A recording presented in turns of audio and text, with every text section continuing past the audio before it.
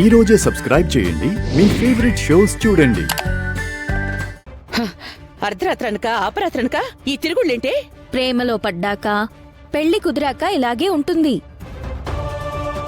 ఏ మా నాన్నని ప్రేమించావు కదా, ఆ మాత్రం తెలీదా?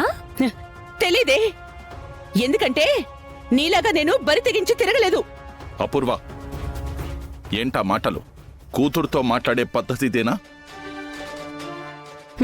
సారీ బావా, కోపంలో నోరు తూలాను. ఈ ఇంటి పరువు పోతే అది నీకే కదా బావా అవమానం. అంత పరువు తక్కువ పనులు నేనేం చేయలేదు నాన్నా. చేసావా లేదా అన్నది ఇక్కడ క్వశ్చన్ కాదు భూమి. ఆ గగన్కి మీ నాన్నకి పడదని నీకు తెలుసు. అయినా మీ నాన్న వాడితో పెళ్లికి ఒప్పుకున్నారు అంటే అది కేవలం నీ మీద ప్రేమతోనే.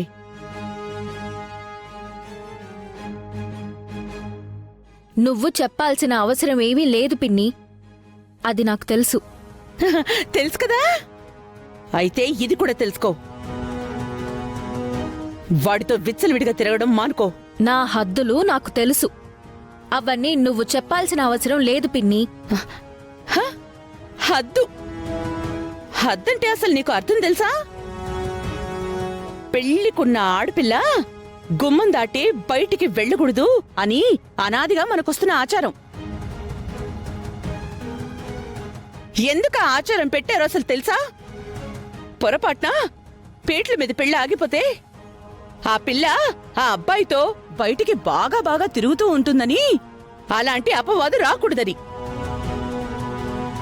ఆగిపోయిన పెళ్లిని పీటల మీద ఏడుస్తున్న ఆ పిల్లని చూసి అందరూ అయ్యో పాపం అని జాలి పడాలి అని. కట్న కానుకల వద్ద గొడవలొచ్చి ఆగిపోయే పెళ్లిళ్ళు పిన్ని అవి.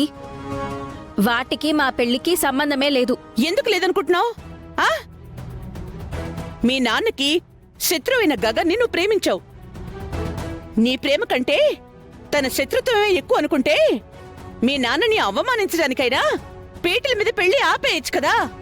నువ్వలాంటి భయాలేమీ పెట్టుకోకు పిన్ని, ఆయన అలాంటి వారేం కాదు. కాదని నువ్వంటే సరిపోదు భూమి. నీ ప్రేమ నీతో అలా మాట్లాడిస్తుంది.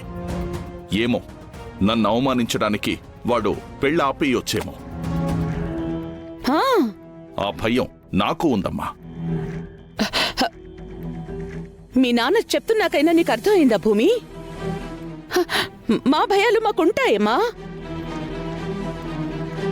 చూడు, ఈ క్షణం నుంచి నువ్వు వాడితో పెళ్ళై వెళ్లిపోయేంత వరకు వాడితో నువ్వు బయట తిరగడానికి వీల్లేదు. నీ మాట వినాల్సిన అవసరం నాకు లేదు పిన్ని. వినాలి. మీ పిన్ని మాటే నా మాట కూడా. పెళ్ళయ్యేంత వరకు వాడితో తిరగకూడదు.